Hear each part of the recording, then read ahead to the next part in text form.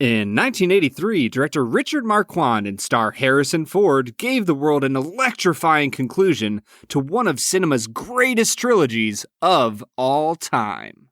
In 2020, we say both hello and goodbye to a Brown-Forman favorite. The film is Star Wars Episode 6, Return of the Jedi. The whiskey is Early Times Bottled in Bond. And we'll review them both. This is The Film and Whiskey Podcast.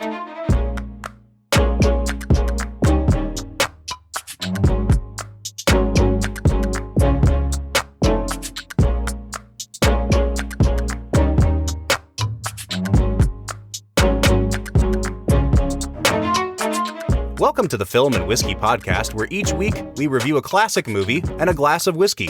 I'm Bob Book. I'm Brad G. And today we're looking at the 1983 classic, Return of the Jedi. So, you have accepted the truth. I've accepted the truth that you were once Anakin Skywalker, my father. That name no longer has any meaning for me. It is the name of your true self you've only forgotten. I know there is good in you. The Emperor hasn't driven it from you fully. Or, if you're following how you're supposed to say it, Star Wars Episode 6, Subtitle B, Revision 2, Return of the Jedi, version 3.0, right? Luke Starkiller. Yeah. Coming to kill Darth Vader. Right, exactly. Brad, anyone who's a Star Wars fan knows this, but one of my favorite things about this movie is that it was initially called Revenge of the Jedi, all the way up almost until its release. So there are people out there that spend thousands of dollars trying to get an authentic Revenge of the Jedi poster because they were already being made for this movie. And if I'm being honest, Brad, I think Revenge of the Jedi would have been a better title for this movie. Yeah, but Bob, you don't understand the ethos of the Jedi Order. Boo! They are not about revenge. They are about peace. They are about the reduction and dissolution of emotion. Revenge is a very high-level emotion, Bob. I guess. That's not what they're all about. I guess. Brad, so we've done both of the prior films in this trilogy on this podcast. You are a huge Star Wars fan. I am much, much cooler on Star Wars than you are. And I actually feel like I can more comfortably be myself now on this podcast because, if I'm being honest, I really don't think I like A New Hope that much. I have given it many chances, and it doesn't do it for me, Brad. I don't think George Lucas did a great job with that movie. I think Empire... Well, listen, let me finish. I think Empire is fantastic. I gave that one, I think, a 9 out of 10. Return of the Jedi is one that I am, split right down the middle on, because I think this movie has both the good and the bad of both prior films. I think this might be the worst directed movie out of all three. I think it also probably has the lowest low points of any of the three films, but it also has the highest high points of any of the three films. I think the things that I love about this movie, I love even more than any part of Empire. Well, first off, Bob, I'm pretty sure you are from the lowest cesspool of human existence. A wretched hive of scum and villainy? Pretty much.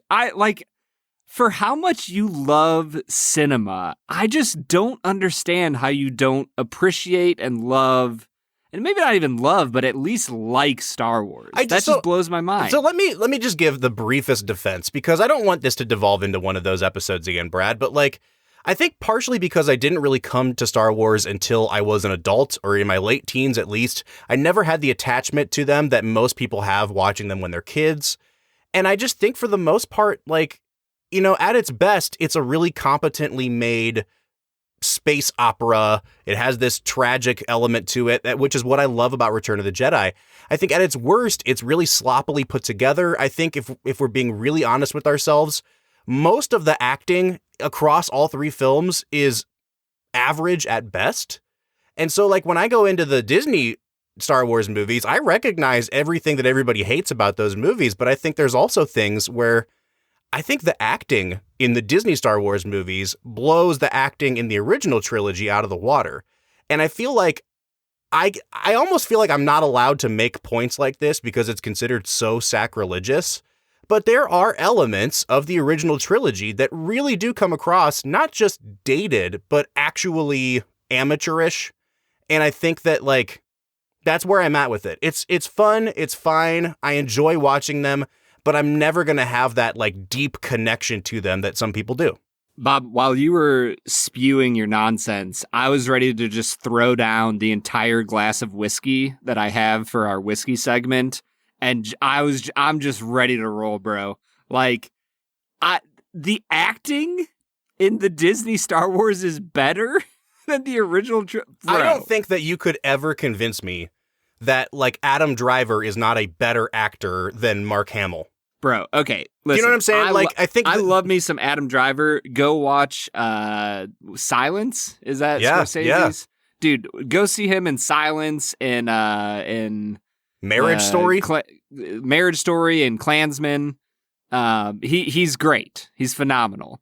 I think he's really good in the new Star Wars. I think he's probably the only good actor in the new Star Wars. Well, we could talk about Disney Star Wars another day. I'll just say that. The thing I love about this episode already, Brad, is that we're so far off track and we're already, like, verging on fighting with each other. So let me ask you this, Brad. I feel like anytime we talk about Star Wars, it's like it's pretty close to the end of this podcast. Yeah, and that's what I want to ask about. And as soon as we answer this question, we can move on and do a regularly scheduled episode. But I guess my question is, like, do you feel like you are capable of a calm and rational discussion about Star Wars, or is it just too personal for you? Do I think I'm capable of having a calm, rational discussion on this topic? Bob, I don't know if I am. I love Star Wars to the core of my being. And I will say, we'll get into this. Return of the Jedi is not a perfect movie. I came into Return thinking, like, man, I haven't seen Return in a while, and I'm really excited for it, and I think it might be my second favorite behind Empire Strikes Back. I just was coming into it ready to be blown away. Mm-hmm. And there's some issues. Mm-hmm. There's a few issues here or there, so I'm not going to act like this is a perfect movie. However, if you're going to sit here and give this movie less than, like, an 8 out of 10, I might drive up to Akron and just beat your face in front of your child. So the short answer is no, you're not capable of having a calm, rational. So that's where I'm at with this, Brad, is, like, I want to be able to give my honest opinion on why I think there are flaws in this movie and where I think it should fall kind of objectively. I just think that I'm going to anger you no matter what I say. Even if I did give this an 8 out of 10, I feel like that would still probably be too low for you. So we're going into this movie talking about something that is really personal to you and really near and dear to your heart. And I want to respect that. And so I guess I'm going to have to kind of walk on eggshells today, Brad, because like I said, this has the highest high points in the whole trilogy for me. It also has the lowest low points. I rewatched this movie about a year ago with my wife, who had never seen the original trilogy, and I walked out of it thinking to myself, this might be my favorite movie of the trilogy. Not the best one, but my favorite one. And so when I rewatched it yesterday, I was pumped. And I came out of it kind of in the same place you did, Brad, with kind of a very glaring awareness of this movie's flaws. So let's get into talking about it, Brad. Obviously, this was not your first time seeing the film. Can you give us a very brief, abbreviated Brad Explains about the plot of the movie Return of the Jedi? Yeah, Bob, I would love to explain Return of the Jedi. It is a movie about how Luke and his companions rescue Han from the clutches of an evil crime lord named Jabba the Hutt.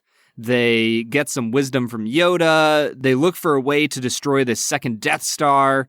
And in the end, Luke is able to confront his past with his father and Darth Vader and find the good in him. The rebels are able to destroy the Death Star. And Luke and Leia find out that they're brother and sister, and Han and Leia fall in love, and just everything beautiful happens in this movie, Bob. I cannot wait to get into talking about this, and I guess here's how I want to proceed. You let me know if you're okay with this. I took notes on this movie, just things that popped into my head as I was watching it. So it goes in the order of the movie. I say let's just go through this movie sequentially, and you respond to what I say, and I respond to what you have to say about it. Does that sound good? Let's do it. Awesome. Brad, the thing that I love about this movie is that Darth Vader enters this movie immediately. Obviously, Darth Vader, I don't think that I'm being hyperbolic when I say that Darth Vader is far and away the most interesting of the main characters. He's such a good villain that you always want to get to know more about him. And when the Emperor is really introduced in Empire Strikes Back and you find out that Vader's not really the big bad, that he's actually like this kind of groveling servant at the feet of the Emperor, you really, your ears are kind of perked up and you want to know more about Vader's relationship with the Emperor. I love that they just kind of jump you right in. And Brad, I guess let's just give general thoughts on the story, the arc of Vader in this movie. I mean, there's a reason he is still known as one of the greatest villains of all time, Bob. Mm-hmm. His story is so powerful, is so interesting. And I think the beautiful thing about watching the original trilogy is that at that point, you didn't know all of the backstory. You know, you kind of get it slowly revealed throughout the 3 movies. And as it gets revealed, he goes from being this menacing figure who can literally just pick a man up by the throat and crush his windpipe till he dies, to a figure who is sympathetic and who you actually care for. And I think that this watch through of the movie, which I don't even know how many times I've seen this movie, Bob, but like this specific viewing, I was just so much more drawn in by Darth Vader than almost any other time I've watched this film. Obi-Wan once thought as you do. You don't know the power of the dark side. I must obey my master. I will not turn, and you'll be forced to kill me. If that is your destiny. Search your feelings, Father. You can't do this. I feel the conflict within you. Let go of your hate. It is too late for me, son. I think that the script for this movie really kind of bails out the direction at a lot of points, Brad. And for me, the first time I noticed that there was something off about this movie was almost immediately after the Emperor kind of disembarks to come onto the Star Destroyer or the Death Star, wherever they are at the beginning of the movie. Like, the contrast didn't look quite as drastic as it did in Empire. It didn't look quite as sharp. The great blacks in Vader's helmet and in the Emperor's cloak, they didn't look as crisp. And I realized it's not a restoration issue. It's not a 4K thing. It's the fact that they didn't film it as well. And I think kind of by and large, even though the special effects improved with every subsequent movie, like the special effects of the spaceships and everything look great in this movie. But I think overall, this movie looks cheaper than Empire did. And I have to think that that had a lot to do with the director and the cinematographer from Empire not working on this one. Yeah, in the end, Empire just had such beautiful direction and, like you said, cinematography that I don't think it's ever really been topped in Star Wars history. Mm-hmm. And you are right. There are certain elements of this movie where the camera just feels a lot less dynamic.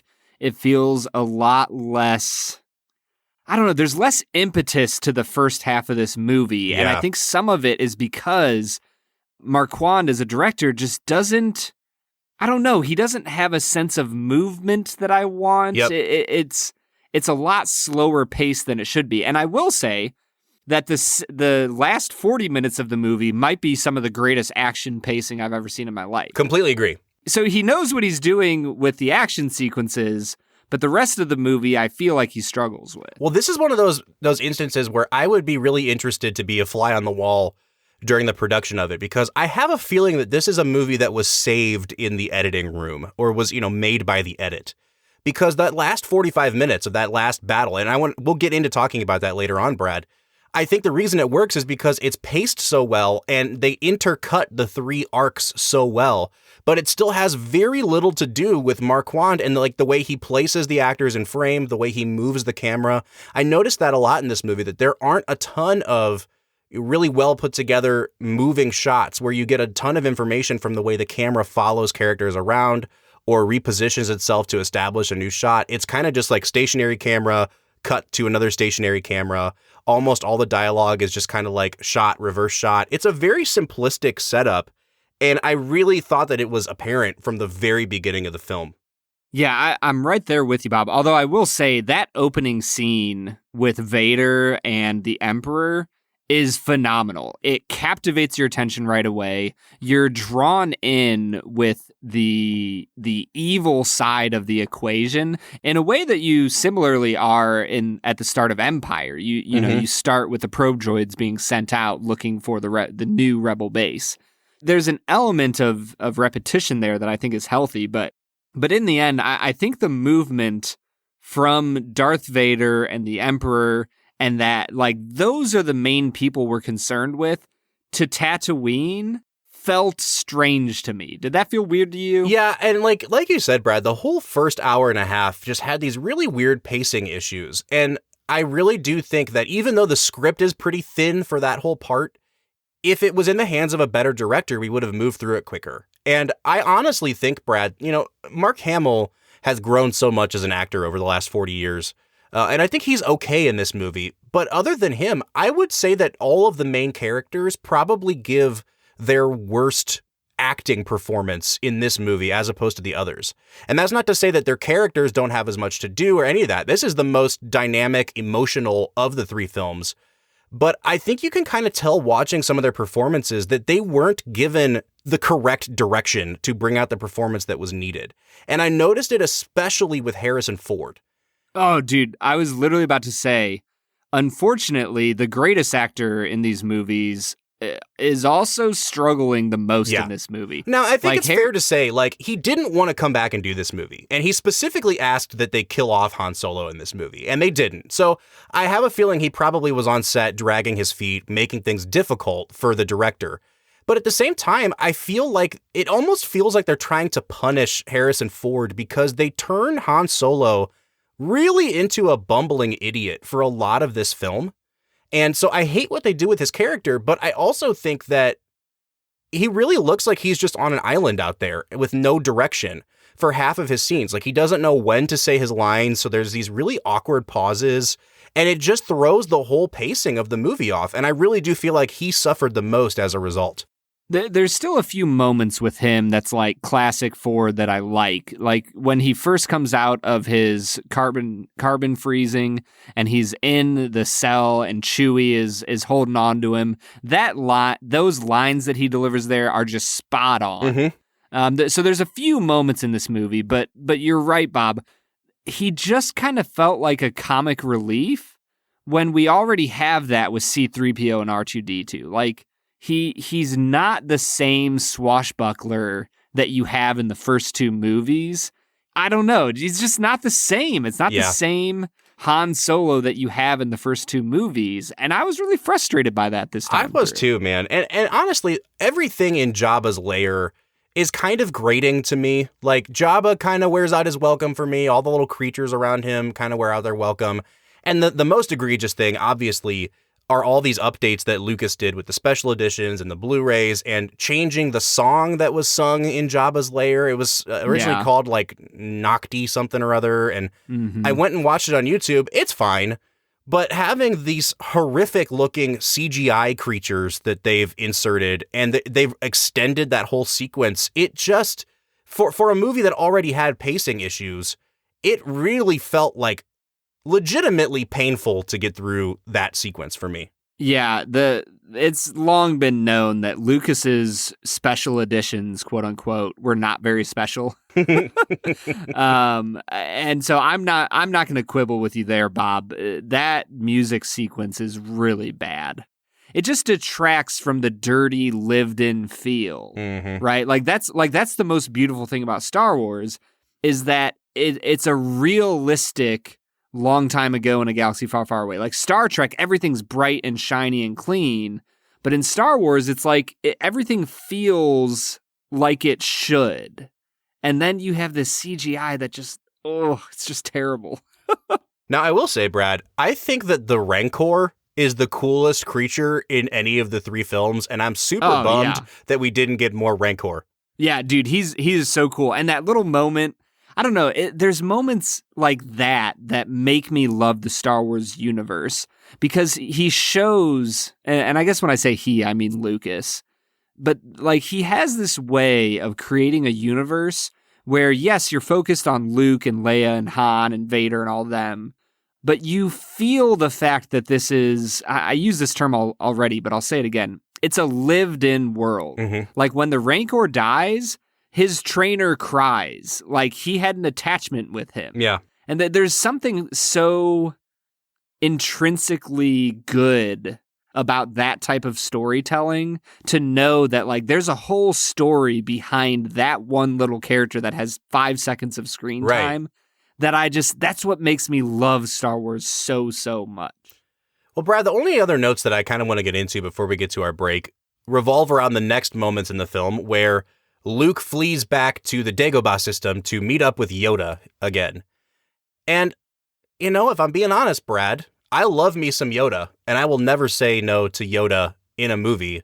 But, like, I don't really feel like any of this was necessary. Like, he obviously reveals a big plot point to Luke that he has a sister, and Leia's his sister, and Leia is also Force sensitive.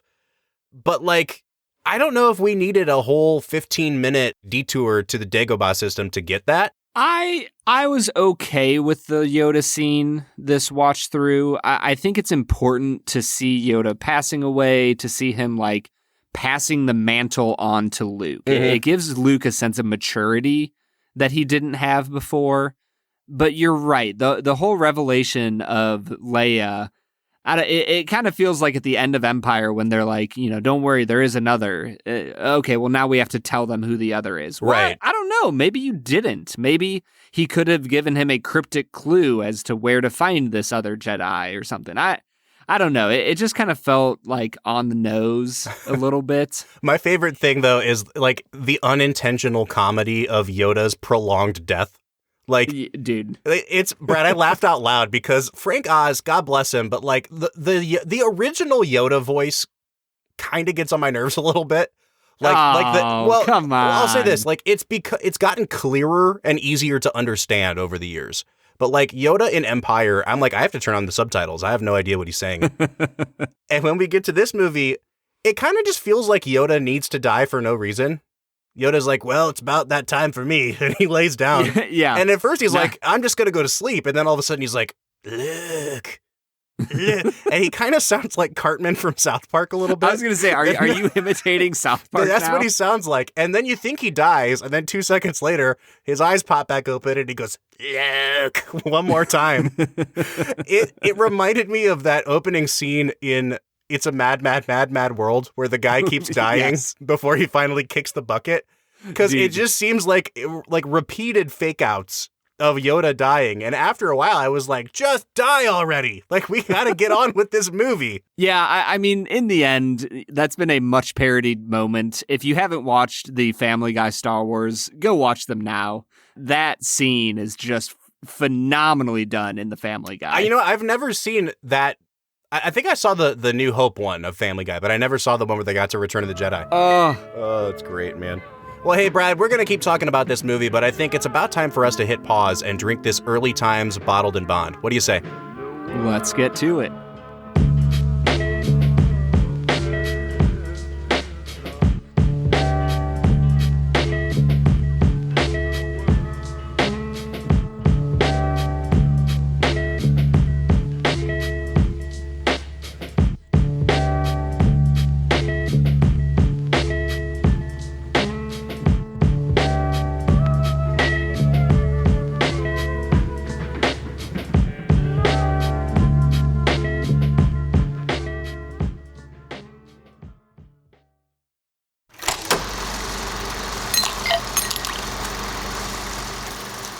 All right, today we are checking out Early Times Bottled in Bond. Now, if you have been in a liquor store in the last 40, 50 years, you have probably seen that ugly little bottle on the bottom shelf that says Early Times on it. It is one of the cheapest things you can buy in a liquor store.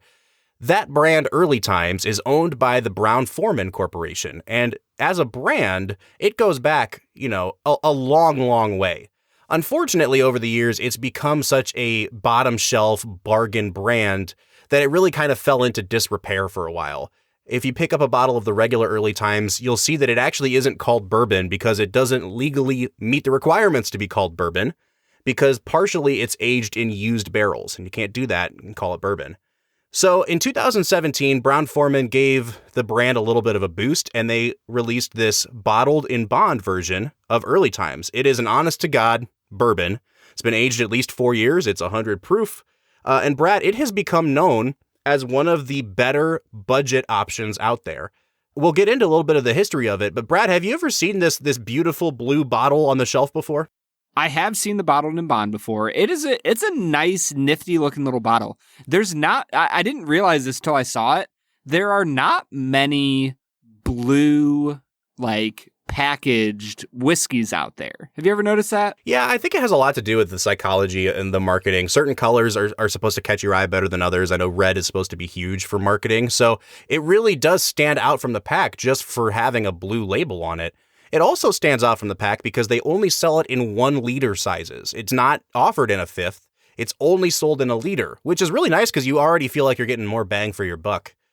Over the summer, Brad, there was a huge announcement that Brown-Forman decided to sell this brand to the Sazerac Corporation. And so it's in the process of changing hands now. People are really worried about what's going to happen to this whiskey because it's become so beloved among bourbon drinkers. So, before anything might change, before they might start using a different mash bill or something like that, we figured let's get it on the show now. Let's try it. And if we like it, let's recommend it so that people can get out there and buy it before things might change with it. Brad, as we start to nose this, here's the mash bill on it. It's different than other Brown-Forman mash bills. We're talking 79% corn, only 11% rye, and 10% malted barley. So we should have some nice sweet corn character on the nose and on the taste of this. What are you picking up on the nose here, Brad? Bob, as I nose this whiskey, I am just really interested. It's got some citrusy notes. I don't know if I could put a finger on what type of citrus we're looking at, whether it's like lime or lemon or orangey, but it's got some really nice, warm, citrusy, zesty notes to it that I'm really interested in. And there are a few caramely, vanilla-y notes as well to match that. And I really like all of it. Brad, I really, really love the nose on this. And, it's obvious that when we nose a bourbon, we're likely to say that it smells like vanilla. That's just something that typically comes out on the nose of bourbon. This one has a vanilla bomb on the nose for me, almost like a vanilla candle or a vanilla ice cream. It doesn't smell so much like straight vanilla extract, but it has a creaminess to it. And then it has a ton of baking spices for me. It's just really, really nutmeg forward. It just reminds me of something that would go really, really well with an apple pie. I'm not getting quite as much citrus as you are. For me, it really leans more into those darker baking spice, kind of molasses-y notes. But I'm really loving this. It has a great oak kind of character to it as well for only being, probably at the lower end, 4 years old. It smells like a well-aged whiskey, and I really, really like that. I'm going to give this an 8 out of 10 on the nose, Brad. I'm pretty close to you there. I think it's a 7.5. It is a solid nose that intrigues me. Well, let's give it a sip and see if it continues to intrigue us. Ooh. I like this. Bob, that is unique. Yeah, I like this a lot. It's got a little bit of an alcohol tingle right on the front of the palate. When I go to swallow, Brad, and I don't mean to skip all the way to the finish here, it gets really smoky. You get a lot of barrel char on the back end of this, which I like a lot, but it never really goes all the way bitter. You definitely can tell there's oak there. There's a lot of smoke going on as well, but it's a really pleasant kind of mapley and then a lot of nutmeg, clove as well. When I breathe in a little bit, I almost got a hint of an eggnog kind of thing where you get the creaminess, but you also get those baking spices as well. I really like this. It stays sweet and then really smoky at the end. I was going to say, it kind of reminds me of a cream soda with a little bit of I almost want to call it a little bit of rye. There's a little bit of spiciness in there that invigorates your palate and kind of wakes you up from the sweetness that you're experiencing. Bob, this is really good. I'm going to give it an 8.5 on the flavor. The funny thing, Brad, is that this actually reminds me a lot of Woodford Double Oaked, on the palate. And it's made by Brown-Forman, but it's not made in the same place. It's not made with the same mash bill. But if I had to pick a cousin to this that it would remind me of, it really does kind of have some of those Double Oak characteristics to me. I think it is slightly less in quality than that, though. So I'm just going to give it a 7.5 on the taste, but I really like it. Yeah, it's impressing me so far. And when I get to the finish, Bob, you've said this before. A lot of times, bottled in bond or proofs that are around that 100 proof can be weirdly overpowering. Like, for some reason, you get so much more flavor on 120 something barrel proof that there's something about the 100 proof range that it feels like it's more alcohol forward. With this one, I get that a little bit on the nose and on the palate. But honestly, as I finish, this is one of the most pleasant Kentucky hugs I've gotten from a whiskey in quite some time. Yeah. And I think that the finish hits you with a little bit of that vanilla, a little bit of that charred, oaky, smoky feel. And on top of that, it's a great Kentucky hug. So far, I'm just loving this whiskey, Bob. Yeah, Brad, I think that like on my second, third, fourth sips, when you swallow, the flavor that's left on your tongue does kind of, I don't want to say it sours, but it goes bitter a little bit. It definitely gets a little bit more herbal for me. But that doesn't really take away from it. Like, you're right. It has a really pleasant, warming sensation on the way down, and I have really nothing negative to say about it so far.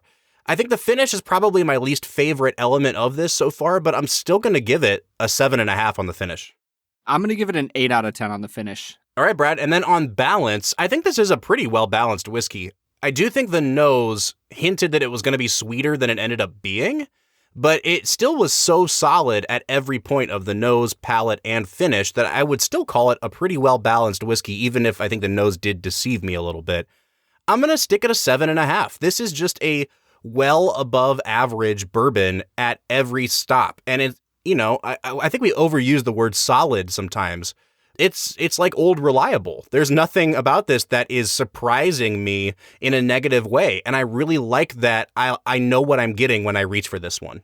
Bob, I'm right there with you. This is a really great whiskey that is well balanced. The nose gives you the hints of what you're going to get on the palate and the finish, and then it delivers. For me, it's an 8 out of 10 on the balance. All right, and that takes us to overall value. Now, this is where, if we like this, Brad, and if we give it a good score on the value, I already want to encourage people to go out and pick up a bottle of it. I know what score I'm going to give it.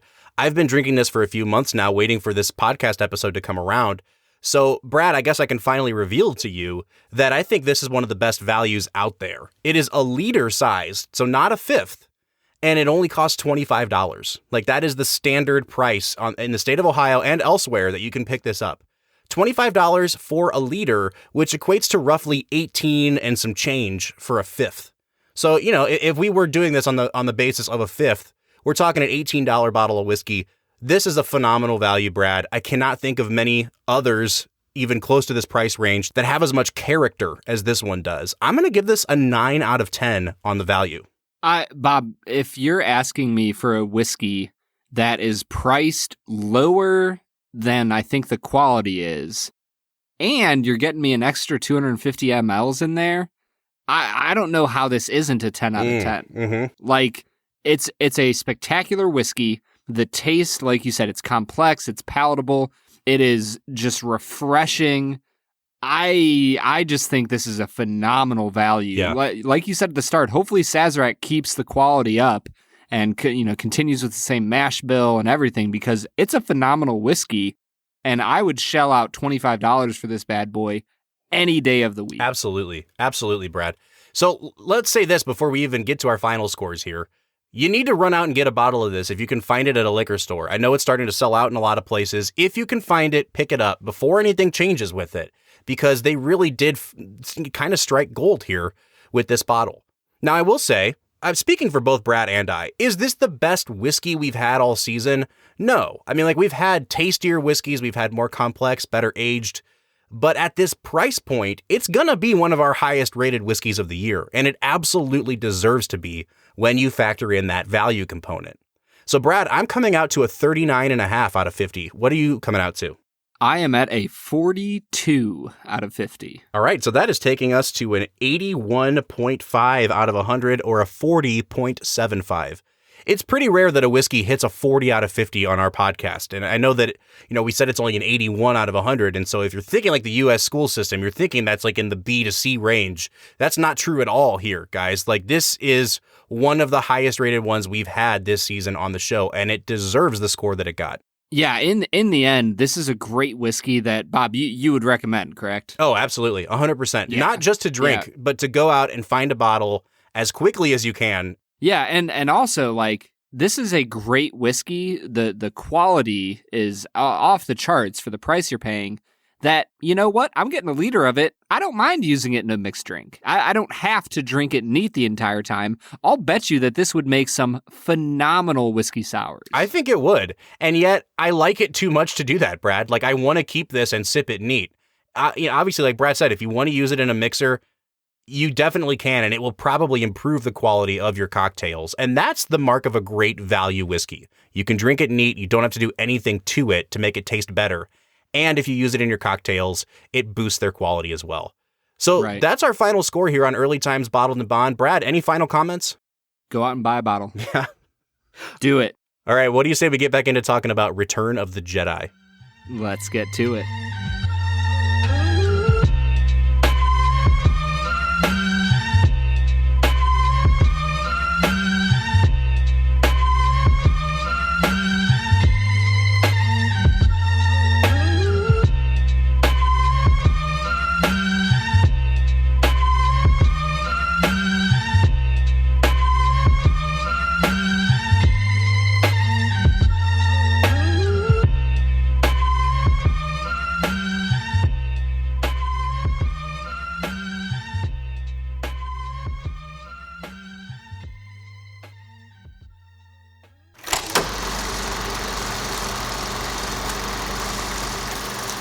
All right, so that was Early Times Bottled and Bond, a whiskey that we wholeheartedly recommend. And now we're getting back into talking about Return of the Jedi, a movie that Brad and I both like, but that we definitely have our struggles with. And Brad, we left off by talking about how our biggest struggle with the movie is that first hour and a half. I really don't think this movie needs to be 2 hours and 15 minutes long in the first place, Brad. If I'm not mistaken, this is the longest of the 3 films, correct? I'm pretty positive that it is, Bob, yeah. Yeah, and like we said, the first 2/3 of it are really, really poorly paced. And I think that's kind of putting it mildly. Yeah, the opening, 2/3-ish of the movie, like you said, Bob, the pacing is a little bit difficult. You can tell that Marquand isn't giving the actors great direction. I think all of the actors have individual moments throughout the movie where they really, really shine, and not just in the last 40 minutes. But overall, the first half of this movie Bob, I was just so disappointed by it this time through, and it's partially because I was looking for this to be a phenomenal movie, and that first part of it just isn't. Yeah, and I'm okay with that. Like, I'm not sitting here acting like the Star Wars movies are perfect movies. Like, I'm not going to say that Empire Strikes Back is the greatest movie ever made and that Return of the Jedi is the second best movie ever made. Like, that's not where I'm at as a Star Wars fan. Right. Well, and Brad, I think that it also helps that the last 45 minutes of this movie are near perfect in their tone. And we hinted at this earlier, but it's just a perfect example of action filmmaking. And they so thoroughly set up each of these 3 storylines that whenever they cut away to one of those 3 storylines that's happening, whether it's Luke on the ship with the Emperor and Vader, whether it's Han and Leia down on Endor, whether it's Lando leading the assault on the Death Star, they all have pretty equal weight, not just in terms of the emotion behind them, but in terms of the stakes that you can tell are at play here. And it really reminded me of how we talked about Christopher Nolan's movies and how he really loves to do that sort of, I don't know what you would call it, but it's like a rule of 3. He always likes to intercut between 3 different storylines in the climax of his movies. And he does it so well that it's worth mentioning. And this movie, I think, really kind of sets the template for that to end a film. The end of this movie might be like top 3 or 4 movie moments. It's not really a moment, but you know what I mean, of all time. The ending of this movie, from the point where Luke walks into the chamber with the Emperor, but I don't even know if it's there. It's the moment when Lando is in the Falcon and he realizes that the shield is still on. He calls off the attack. Yep. You see all the ships peel off. Akbar gives his famous line. Yep. And then the music starts bumping, the TIE fighters fly in, and they're in that perfect formation that veers off.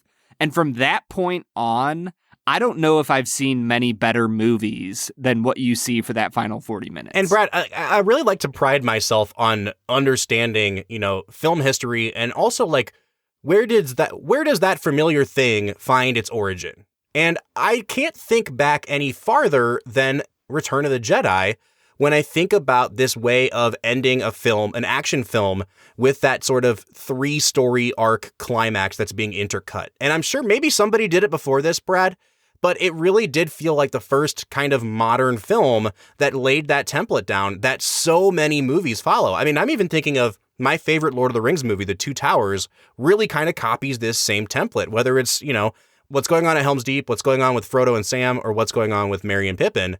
They're always cutting in between those storylines. And this one, I think, even more than Empire, I felt the stakes a lot more, because Empire was like plot, plot, plot, plot, plot, and you're done. And it had to cram so much in, and it did. Whereas this one's like, right at the beginning of the movie, like, this is what we have to do. They do a few things to set it up, and they're like, all right, now's the time, let's go attack. And you know that this movie is just building towards a huge climactic battle.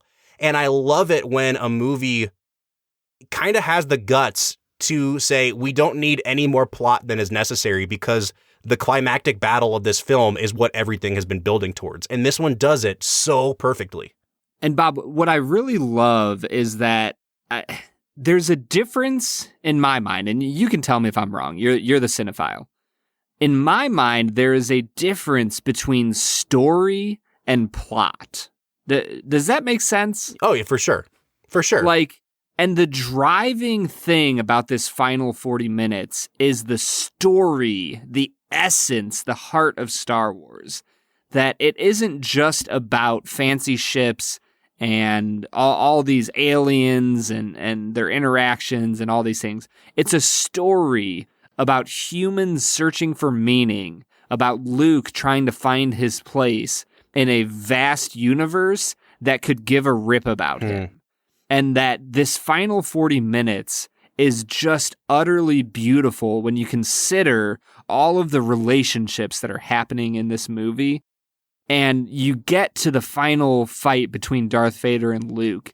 And I literally well up with tears in the final part of their combat.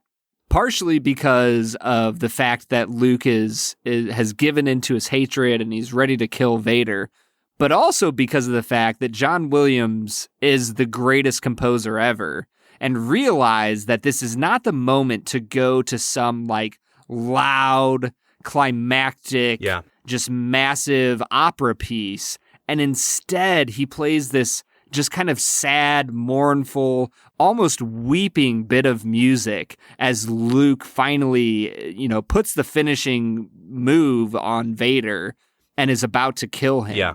It's just so impactful. Well, and that's... I don't know, Bob. This is something that I texted you as I was watching the movie the other night. I said, like, the thing that did it for me, and I used the word mournful, too. Like, it's the best word for it. Williams' score, and Brad, neither one of us was even alive when this movie came out. So I don't know if this is one of those instances where they kind of patched over something, if the score was different when it came out. But if this is a change, it's a change for the better, because the score is perfect. John Williams could have easily gone into something like Duel of the Fates from episode 1 and made it like this big epic action fight scene.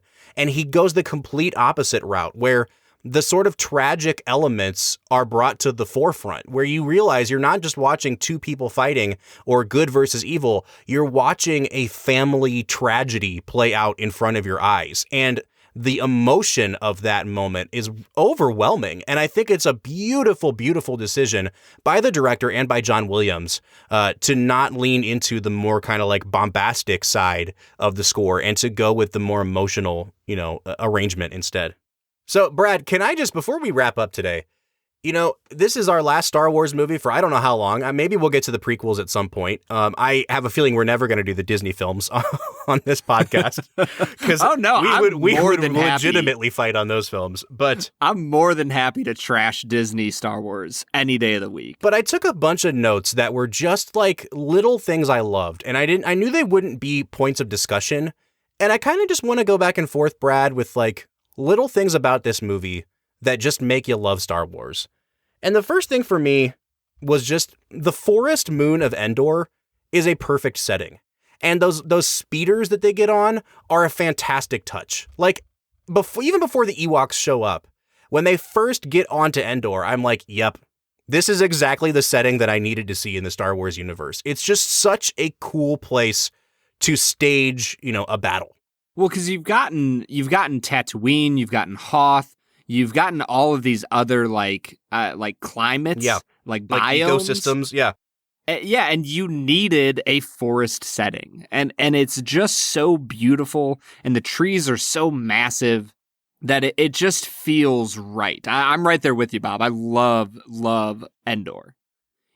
I actually really, really love Lando in this movie. Mm-hmm. Like when he's in the Falcon and he is interacting with his co-pilot. Yeah.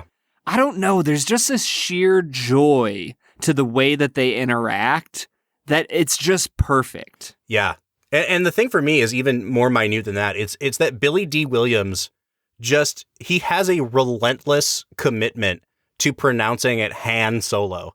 And he really never stops. And like, especially in A New Hope, they go back and forth on it. Like it's very clearly not Han for a while.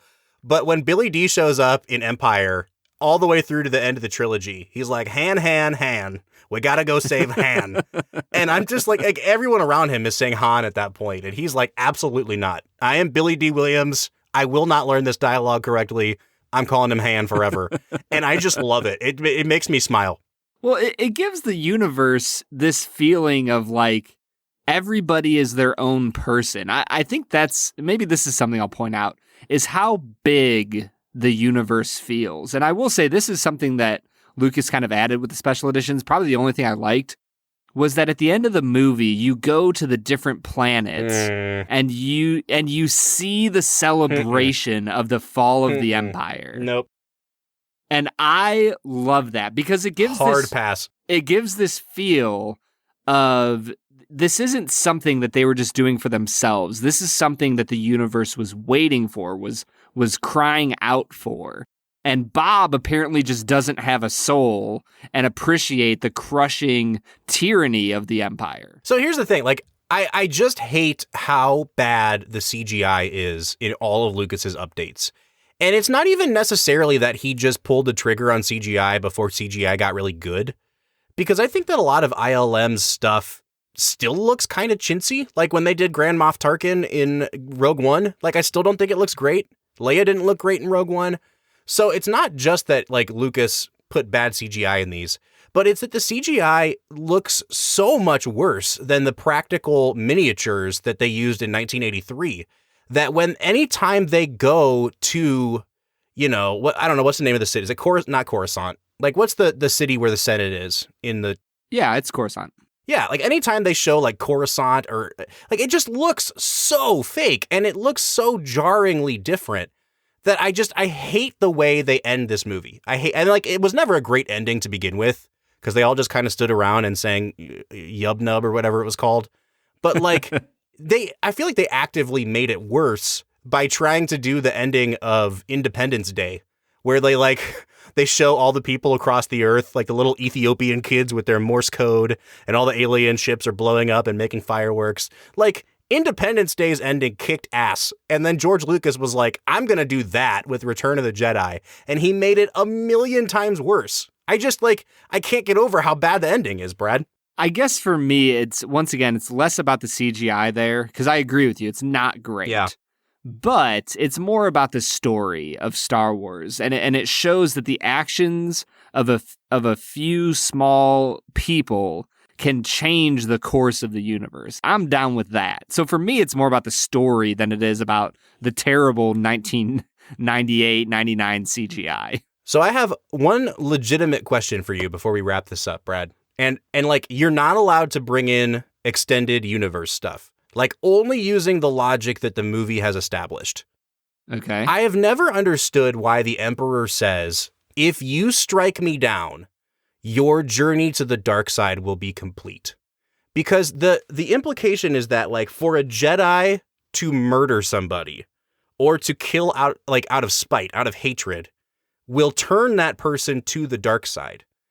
But like, you know, if we could make like a real world analogy here, it's kind of like that old ethical question of like, if you could kill Hitler, would you do it? You know, I don't understand why killing someone who is so evil and having a healthy amount of hatred towards his evilness would turn you to the dark side. Like, because we see Luke kill people in Jabba's lair. Like, he kills a bunch of people and he doesn't, that doesn't turn him to the dark side. So why would killing the most evil thing in the universe make him evil? I think it's more of the fact that there is so much personal hatred there that is what the dark side is all about. It's about building this personal hatred that you draw upon to interact with the world around you.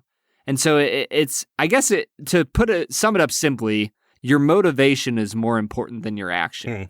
I get that.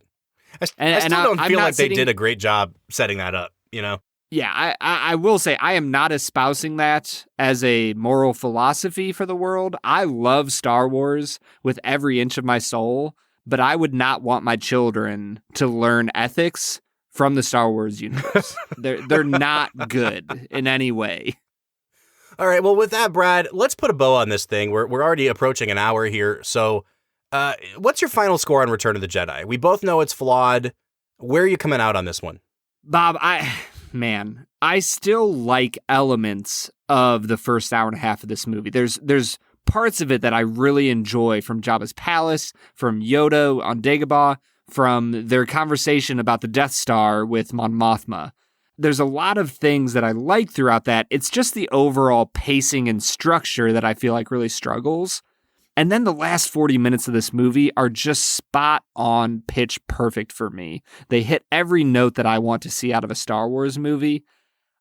I think for me, you said it best, Bob. This movie has the highest highs and the lowest lows of the original trilogy. I just still love this movie. I'm not going to give it a 10 out of 10. I think I'm still going to give it a 9.5 out of 10. I'm kind of wavering between a 9 and a 9.5. I used to consistently say that my favorite was Empire, second favorite was Return, third favorite was A New Hope. I'm probably at the point where A New Hope and this are equal for me. If not, A New Hope's a little higher, but we'll just call it 9.5. I love this movie. I think that the ending just knocks my socks off every time. I literally started crying because we just had our kid and I was watching it and she was in my arms and I was just like, I'm watching a Star Wars movie with my kid for the first time. And she's like 8 days old and sitting in my arms like, what are you crying about, Dad? You're ridiculous. But it's all good, man. I just love this movie. It's a 9.5 for me. Bob, I might just shut off my headphones while you give your final score because I feel like I'm going to be very disappointed in you as a human being. The way I feel towards you right now is like the same way I feel towards this movie because I am emotionally moved by what you just said. Like the fact that you have a movie that means this much to you, that like you're watching it with your daughter now and you're crying because you get to share this with her. Like that's what movies are all about. At the same time, I hate you because now you're going to make me come in after your appeal to emotion to our whole audience. You're going to make me come in and try to refute that. Like it's already a losing battle for me. I'm not making you do that, Bob. I'm just saying, you positioned yourself to do that. To be like the man of the people, and then I come in, like the tax collector that I am, and everyone hates me. Brad, I'll say this about this movie. Like, it's the highest highs, it's the lowest lows of the whole trilogy. I honestly think I still like this better than A New Hope, because I gave A New Hope a 7 out of 10. I just think a lot of that movie, it was so, low budget. I think you can kind of see it in a lot of places in that film. This one is definitely more sharp looking. Like it was made with a higher amount of efficiency and effectiveness, but it still has probably the longest, most boring stretch of the whole trilogy. All that said, I probably still like it better than A New Hope. I gave that a 7. Brad, I think I'm going to give this one a 7.5 out of 10. I could see myself giving it an 8. But this time around, like before I went into it, I was like, I'm going to give this an 8 or an 8.5. That first hour and a half really, really took this movie down for me. And especially since we can't see the original version before Lucas went in and tinkered with it. And I think most of the changes he made in the first half slow the movie down even more. I think that I'm going to come out to a 7.5, which brings our average to an 8.5 out of 10 on this film. Brad, I would hope that you would think that that's a pretty fair score for this movie. Man, I just don't. Like 7.5 just feels so low. I really do think like an 8 or an 8.5 is about the lowest I could go for this movie. When you look at what it means, I don't know. I think it's just really personal for you, man. Like, I just don't know. Like, and I don't mean anything bad by this because I have movies like this too for myself. I just don't know if I asked you to be like as objective as possible about this movie. I don't know if you could do it. And that's not to say that that's a bad thing. I just don't think this movie is anywhere close to a 9.5. And what I'm saying is like, the IMDb on this movie is I think like an 8.3. And we're coming out to an average of an 8.5, Brad. So like, I think we're right in line where with most people would kind of rank this movie. In the end, though, the important thing is not what Bob and I have to say about this movie. It's what I have to say about this movie. I was going to say. So it's a 9.5 out of 10. Film and Whiskey Nation, you can agree with me or be wrong. And let us know on our social medias. Bob, where can they find us at? You can find us on Twitter, Facebook, or Instagram at Film Whiskey. Or you can give us a phone call. Let your voice be heard. You can leave us a voicemail on our website, which is anchor.fm/filmwhiskey. Next week, we're going to be back with a movie that features one of the most electric debut performances in screen history, 1955's East of Eden. So join us for that next week for the Film and Whiskey Podcast. I'm Bob Book. I'm Brad G. And we'll see you next time.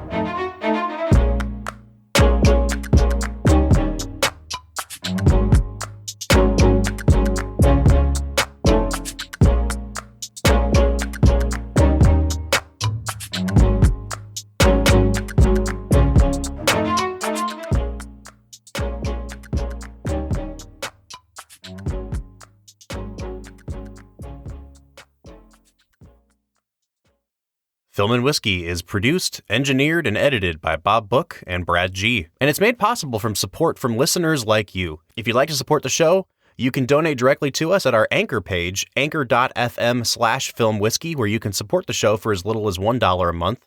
Or if you'd like some perks, donate to our Patreon page. You can find us on patreon.com/filmwhiskey, where for as little as $3 a month, you'll receive benefits like membership to an exclusive Discord chat room, extended cuts of each episode, and early access to every Film and Whiskey episode. We want to say thank you again to our Patreon supporters, especially those sponsoring us at our highest viscosity level, and that includes our friends Corey Easterday, James Talbert, Austin Dupree, and Aperture Flash. We'll see you next week.